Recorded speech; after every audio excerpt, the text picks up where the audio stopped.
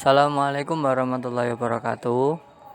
Pada kesempatan kali ini kami dari kelompok 1 akan menyampaikan materi kami terkait adat dan kebudayaan Arab Saudi. Akan tetapi sebelum memasuki materi, kami dari kelompok 1 akan memperkenalkan diri terlebih dahulu dari masing-masing anggota kami. Yang pertama ada Devia Indriani, yang kedua ada Catur Yulianingsih, dan yang ketiga ada saya Muhammad Irfan Jedni, dan yang keempat ada Fahrul Rozak, dan yang terakhir ada Hanifah Nurul Ummah. Tanpa basa-basi kita akan langsung saja masuk ke materi pertama. Kawasan budaya Arab. 1. Saudi Arabia. Saudi Arabia pertama kali diatur oleh Kerajaan Arab Saudi yang sudah berdiri sejak pertengahan abad ke-18 dengan adanya perjanjian antara Muhammad ibnu Abdul Wahhab dengan Muhammad ibnu Saud pada tahun 1157. Penaklukan dilaksanakan terhadap wilayah-wilayah sekitar Najd, seperti Al-Hasa di Arabia Timur yang subur dan kaya, ditundukkan pada tahun 1757. Abdul Aziz ibnu Muhammad ibnu Saud menggantikan kedudukan ayahnya sebagai penguasa Arabia di bawah bayang-bayang Wahabi ketika sang pendiri kerajaan wafat pada tahun 1765. 2. Zaman. Yaman yang dipimpin oleh kaum Syiah Zaidiyah hingga tahun 1962. Zaidiyah termasuk kelompok Syiah yang moderat. Mereka berpendapat bahwa Khalifah Ali ibnu Abi Thalib ditunjuk sebagai pemimpin umat oleh Nabi Muhammad SAW karena kemampuannya, bukan karena adanya nas atau ketentuan dari Allah. Mereka berpendapat bahwa imam kelima bagi Syiah bukan jatuh kepada Muhammad al-Baqir, tetapi kepada saudaranya, yakni Yazid, yang gugur di masa Bani Umayyah ketika diperintah oleh Khalifah Hisham ibnu Abdul Malik pada tahun 105 sampai 125 Hijriah. Selanjutnya yang ketiga yaitu Irak. Rakyat berperan penting dalam mengembangkan faham nasionalnya dengan digerakkan untuk menyerang kekuasaan asing yang bercokol di negerinya. Kesadaran nasional dihembuskan kepada rakyat melalui para penyair dan pujangga dengan tulisan mereka yang terkenal. Nasionalisme Irak dipengaruhi perkembangan yang ada di Eropa, khususnya Revolusi Perancis. Pemikiran-pemikiran Barat masuk ke Mesir ketika Napoleon Bonaparte mengadakan ekspedisi ke negeri Lembah Nil. Akhirnya pemikiran itu juga melanda Irak. Pemikiran kaum Wahabi di Arab Saudi juga mempengaruhi perjuangan nasionalisme Irak. Kemudian yang keempat yaitu Mesir. Persinggungan antara Barat, Perancis, dan Mesir dengan ekspedisi Napoleon Bonaparte tahun 1798.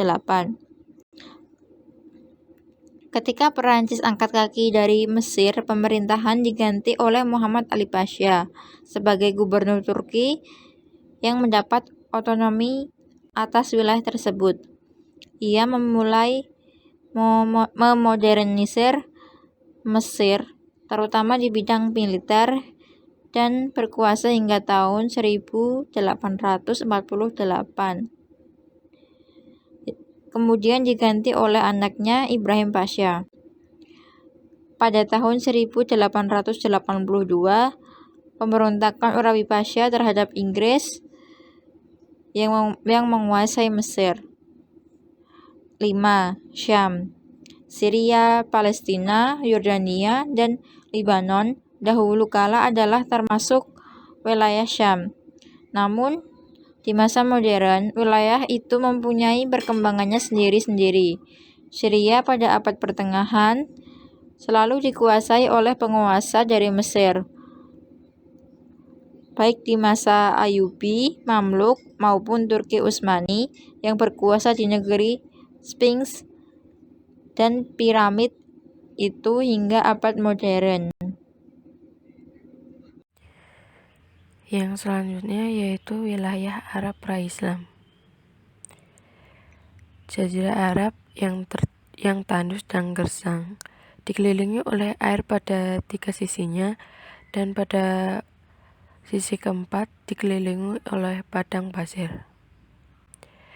Jazirah Arab ini merupakan sambungan padang pasir Sahara dengan daerah-daerah padang pasir yang membujur pada pelindung Asia, Iran Tengah, dan padang pasir Gobi. Jazirah Arab berbentuk persegi panjang, yang sisinya tidak sejajar. Di sebelah barat berbatasan dengan Laut Merah, di sebelah selatan dengan Laut India, di sebelah timur dengan Teluk Arab atau Persia, dan di sebelah utara dengan gurun Irak dan Syirah. Jazirah Arab itu terbagi atas 2 bagian, bagian tengah dan pinggiran.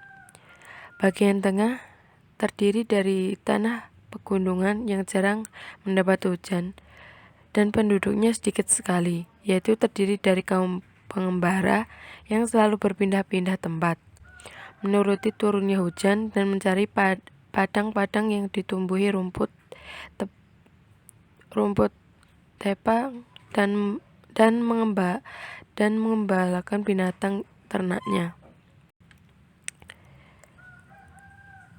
Pada bagian tepi merupakan sebuah pita kecil yang melingkari jazirah tersebut. Pada pertemuan Laut Merah dan Laut India, pita itu agak lebar. Di bagian tepi Jazirah Arab, hujan turun dengan teratur.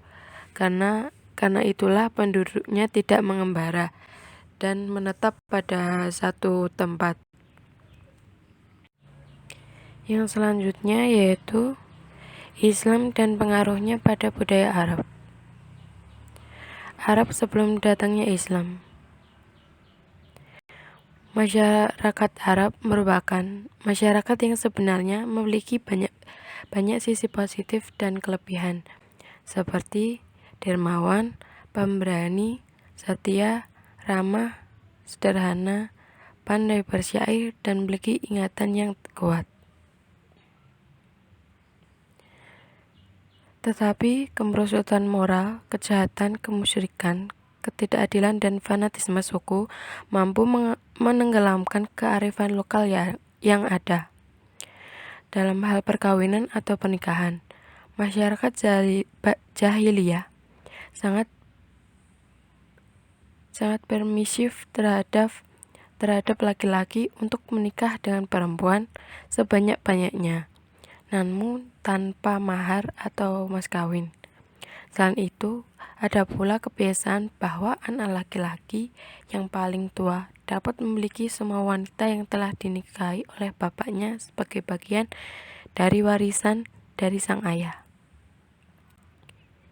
Selanjutnya adanya kesenjangan antara yang kaya dan pihak yang tidak sejahtera dalam ekonomi begitu tajam sehingga menghasilkan kerawanan sosial seperti merajanya kaum bangsawan terhadap para jelata dengan penindasan yang semena-mena. Masalah lainnya yang tidak kalah memprihatinkan adalah perbudakan. Sistem perbudakan yang berlaku dan berkembang di kalangan Arab yaitu dengan memperlakukan budak tidak seperti layaknya manusia. Mereka dipekerjakan sesuka hati para majikannya. Selanjutnya, Arab setelah kedatangan Islam. Kemunculan Islam di negara Arab tentu memiliki alasan tersendiri. Alasannya meliputi kemerosotan moral yang tercermin dalam kehidupan mereka, seperti halnya kemusyrikan, penindasan, fanatisme kesukuan, prostitusi, perzinaan, bias gender, dan lain sebagainya, yang mana hal tersebut menjadi alasan datangnya Islam di Jazirah Arab. Islam sebagai agama yang rahmatan lil alamin, yang memberikan aroma baru dalam pergaulan sosial bagi mereka. Berikut ini perubahan atas kehadiran Islam di negara Arab, meliputi 1. Dalam hal perkawinan. Islam dengan tegas memberikan jumlah maksimal perempuan yang bisa dinikahi, sebagaimana yang telah diterangkan dalam Al-Quran. Yang kedua, terdapat larangan tentang riba. Yang ketiga, tentang superioritas orang Arab yang menganggap bahwa mereka merupakan kaum terbaik, juga disanggah oleh ajaran Islam. Al-Quran menyatakan bahwa manusia di sisi Allah itu memiliki kedudukan yang sama, yang membedakannya hanyalah ketakwaannya. Dan yang keempat, dalam masalah perbudakan, Islam menetapkan sejumlah aturan bagi orang Islam yang memiliki budak untuk memperlakukan budaknya sebagaimana manusia yang bebas. Oke, untuk yang selanjutnya yaitu mengenai macam-macam budaya Arab. Yang pertama yaitu kebudayaan bangsa Arab sebelum agama Islam masuk. Jadi ketika pada zaman dahulu bangsa Arab ketika belum mengenal agama Islam, negara Arab sering disebut dengan zaman jahiliyah atau zaman kebodohan, yang dimana kebodohan ini bukanlah bodoh dalam hal sains atau pemikiran, akan tetapi bodoh secara akhlak dan perilaku mereka. Pada zaman tersebut orang-orang Arab memiliki berbagai budaya yang buruk. Di antaranya yang pertama yaitu minum minuman keras. Orang-orang Arab pada zaman tersebut sangat suka dan sangat gemar mengonsumsi minuman keras. Hampir setiap kegiatan mereka menghadirkan minuman keras. Kegiatan tersebut berupa seperti kegiatan upacara adat, keagamaan, perkawinan, dan upacara-upacara yang lainnya. Yang kedua yaitu mengundi nasib. Mengundi nasib itu seperti halnya mengundi nasib seseorang. Jadi ketika orang Arab hendak melakukan sesuatu atau hendak berdagang, mereka menentukan arah bukanlah dengan cara berpikir atau hendak mereka, akan tapi mereka mengundi nasibnya, yang dimana mengundi nasib tersebut dengan menggunakan anak panah yang tidak berbulu, dan dengan itulah yang nantinya akan menentukan kemana mereka akan berdagang. Mengundi nasib tidak hanya untuk berdagang saja, melainkan untuk hal-hal yang lainnya. Dan yang ketiga yaitu ada suku suka berkelahi dan mudah perang. Jadi pada zaman dahulu bangsa Arab tersebut terbentuk dari berbagai suku, dan di setiap suku itu memiliki pemimpin. Jadi setiap suku itu ada pemimpinnya. Dengan begitu orang-orang Arab dulu seringkali berkelahi dengan berbagai masalah, baik itu hal yang besar maupun hal yang sepele. Jadi salah satu faktor yang membuat mereka suka berkelahi dan mudah perang yaitu karena mereka terbentuk dari berbagai suku-suku itu tadi. Dan yang terakhir ada tidak menghormati wanita. Jadi orang-orang Arab dahulu tidak terlalu menghormati seorang wanita. Yang mereka hormati hanyalah wanita dari kalangan bangsawan atau kalangan yang tinggi derajatnya, hingga sampai mereka tidak menerima kehadiran seorang bayi wanita. Jadi pada zaman dahulu itu ketika ada bayi yang lahir dan diketahui wanita, maka orang-orang Arab yang di sana itu akan mengubur bayi tersebut, karena mereka memiliki anggapan bahwasanya wanita tidak akan menjadikan beban dalam kehidupan mereka. Karena itu tadi berkaitan dengan peperangan dan perkelahian, maka mereka yang dibutuhkan adalah anak laki-laki yang bisa diajak ikut perang dan ikut berkelahi. Sedangkan perempuan dianggap tidak berguna hanya akan menjadi masalah bagi mereka. Jadi mereka memiliki pemikiran seperti itu, wanita tidak terlalu berguna bagi mereka.